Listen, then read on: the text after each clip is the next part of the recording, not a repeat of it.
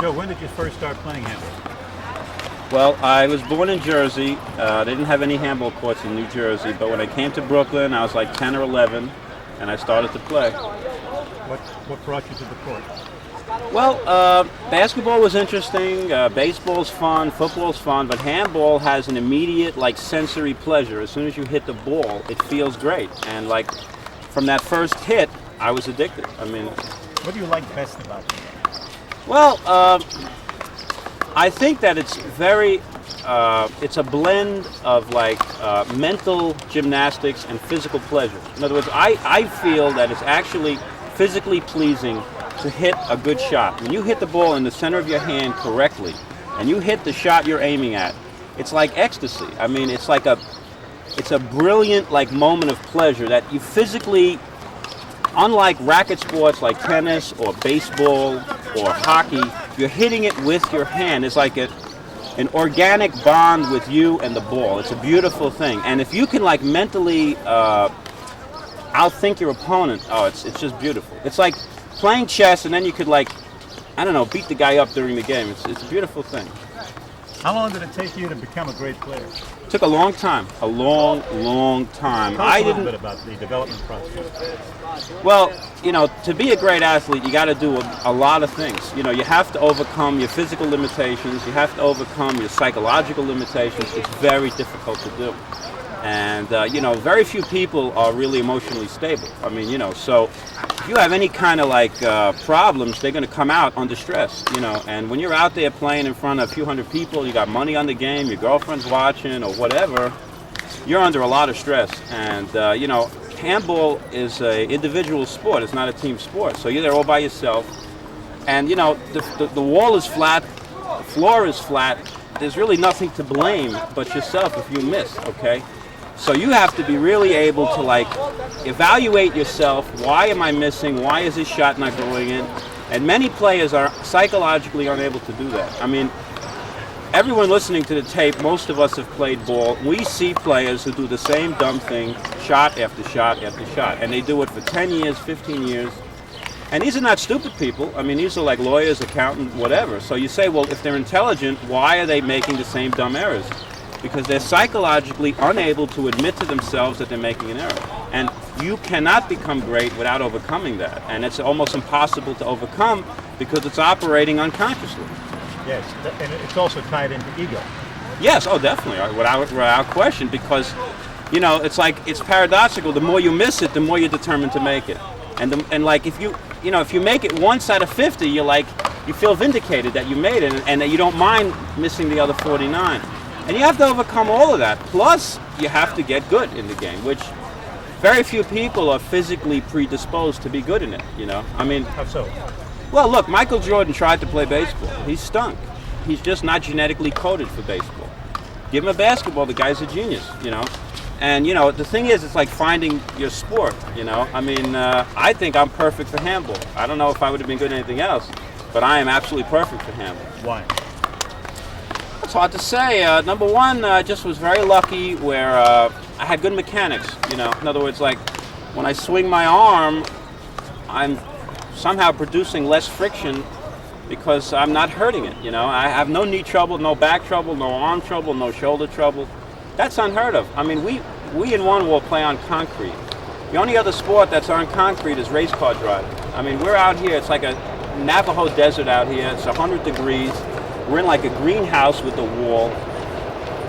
You know, I mean, it's very, very grueling. It's very hard. And for me to never get hurt in 40 years, I mean, every other great handball player was washed up by like 37, 38. Oscar was washed up. Hershkowitz was washed up. I hate to say it, Alvarado was washed up. Anybody. Sloan, Jacobs, you name the guy, completely washed up. Oscar Obert, anybody you want to name. Paul Haber, washed up. And I can still play, I think, better than ever. Joe, you're a controversial figure in handball because you speak your mind and you're very outspoken. You're very opinionated. Where does this come from? Is that your opinion? Where does it come from? Well, let me say a few things. Number one, I hate to say this, but athletes, you know, by and large, are not very intelligent. I mean, you know, intelligent people are out doing intelligent things. I mean, whatever it is they're doing. I mean, they're in business, playing chess, they're pursuing their careers. Athletes are people who don't want to do that. They want to hit the ball and have fun. So I'm kind of surrounded in a way by people that just don't see things my way. You know, I mean, you got the full organization, and you got a lot of guys, and they're trying very hard to promote the game, and for some reason they just can't do it. And that gets me very angry. I don't see why that should be, and I don't see any like shame on their part. In other words, you know, if I'm playing handball, I miss a shot. If I curse one word, it's like the world came to an end. You know what I mean? It's like, what a terrible thing I did. You know, but I don't know. I weigh, you know, things differently. I mean, you know, I think a guy sitting in an office getting a salary from handball and not really accomplishing anything, I think that's a lot worse. Well, and I guess that's not a popular opinion. Some people might say that some athletes are very smart and that they've managed to figure out a way to make a living enjoying that you're doing what they enjoy. Okay, and what's the ratio of smart athletes who make a living as the smart athletes who wind up in the gutter? Very small. Okay. Very small. However, I want to talk to you about the great handball players, the great one-wall players of our era. And I'd like you to name them and talk about them. Since I'm much younger than you, we don't share the same era, but well, in one wall, there's like a succession where you had this guy Hershkowitz, who was a great player. He was the first player to have like an ambidextrous left, and he was just devoted to the game, and he was like indestructible. He was like the Mike Tyson of his time, and he just mauled guys over. I mean, people were afraid to play him. I mean, he was great. And how would you have done against Vic? Hard to say, you know. I mean, I hate to say this, but modesty, you know, prevents me from saying really what I want. But I don't think it's possible for anybody to beat me, you know, because you'd have to do a lot of things better than me, and I don't think anybody could do that. I don't think any one person could do enough things better to have beaten me. So the Mike Tyson of handball, Vic Hershkowitz, would have had too much trouble with you because he didn't do enough things good, even though he was like, as you say, a Mike Tyson. Well, let me say two things. One is every athletic event has seen the parameters of what is possible be pushed back. I mean, you had that thing with the 5-minute mile and the 4-minute mile. I mean, these broad jump things constantly are being beat. High jumps are being, I mean, all, I don't know why, you know, but that's just the way it is. So why should handball be different? In other words, why shouldn't the handball players have also gotten better? You know, we want we have a nostalgic view of the past where, you know, guys that are like 70 now who saw Vic when they were 30, they translate their youthful pleasure into him and they say, yeah, everything was better. I don't know. I mean, I never saw the guy play. I don't know, you know. But I know when I'm on that short line, you know, he's going to be in a lot of trouble. You know, he's got to get the serve back, not give me a hanger, and he has to pray to God that I'm going to miss. And I don't miss that much. Now let's talk about some of the other great players. Steve Sandler. Steve Sandler might have beat me, see, because he had a good serve, you know. And, you know, obviously if you can't get back the guy's serve, you couldn't beat him, you know. But then it comes down to whose serve is better. You know, I hear stories that the guy could just like serve the ball and just serve 21 aces in a row. I mean, if that's true, I couldn't beat him, obviously, you know, but I don't think that's true because, you know, Stevie had a very short career, number one. I mean, most of his titles were in a 6-7 year period, you know, and that took him a long time to develop the serve. That only came later. Then he had it for a little while, then he retired. At like 32, he retired. So he only had like a 6, 7, 8 year career, and he had a brilliant career, but, you know, if I had played him after that or before that, I definitely would have beaten him. So now it's just a question of could I have beaten him in that core period? And I don't know. I mean, you know, because to be honest with you, I don't think the guys he played were that good, really. I mean, I don't think they were as good as me. The number 2 man that he played, Howie Eisenberg, was a great player, but he had no opposite, very bad shot selection, and no stamina. So, I mean, he had tremendous weaknesses, this guy. And this guy was number 2, and they always went to a third game.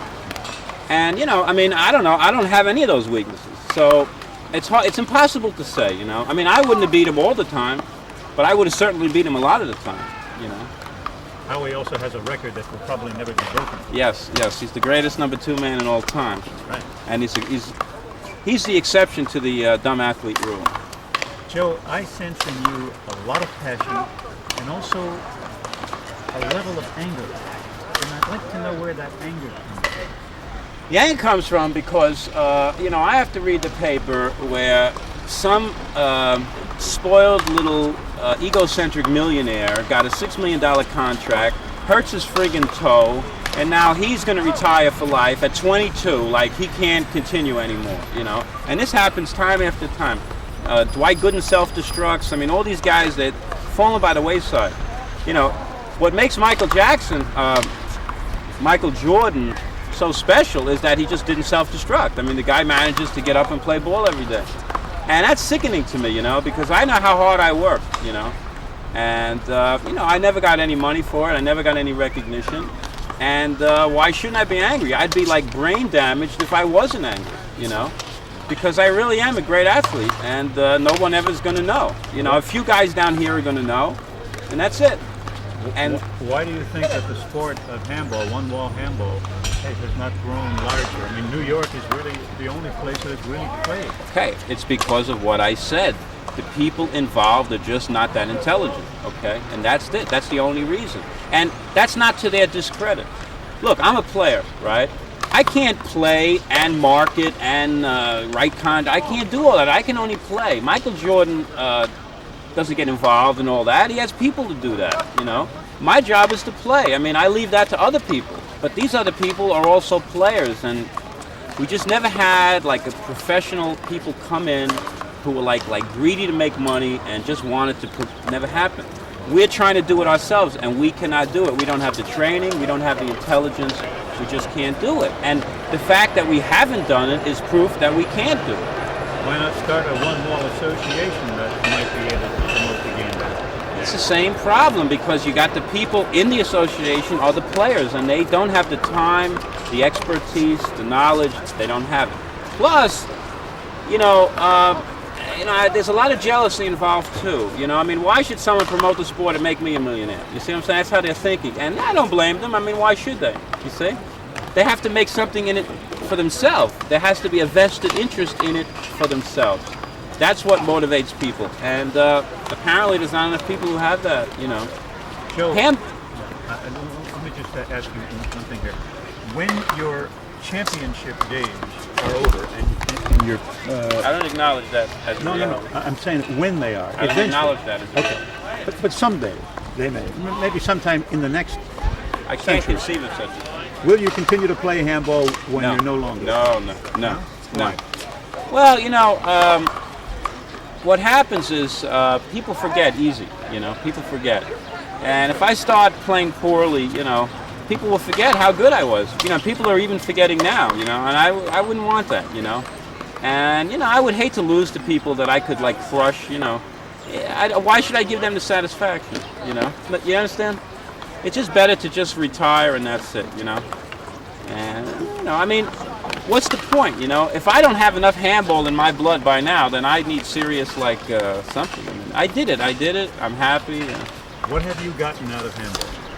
Well, I got a very low blood pressure, a nice resting heartbeat. I got a nice wrinkled forehead. I had a lot of fun. All the guys are good. I mean, it is like a very friendly camaraderie. I mean, it's good. I mean, it's very good. I can't say anything bad about it. It's just unfortunate that not only for me, for all of us. I mean, Bike deserves. Chapman, we all deserve it, I mean, but I seem to be the only one who's angry for some reason. I don't understand. So, in a perfect world, how would you see one-wall handball playing itself out? Well, one-wall is definitely a superior sport. I mean, it definitely is. Anyone who has played one-wall has become addicted to it. Okay, anyone. I mean, anyone. You got guys here 70, 80 years old. They come out and they're playing handball. That doesn't happen in other sports. So there's really it's really an injustice that's being done. It's like like they say, if a tree falls in the forest and nobody hears it, did it fall or does it even exist?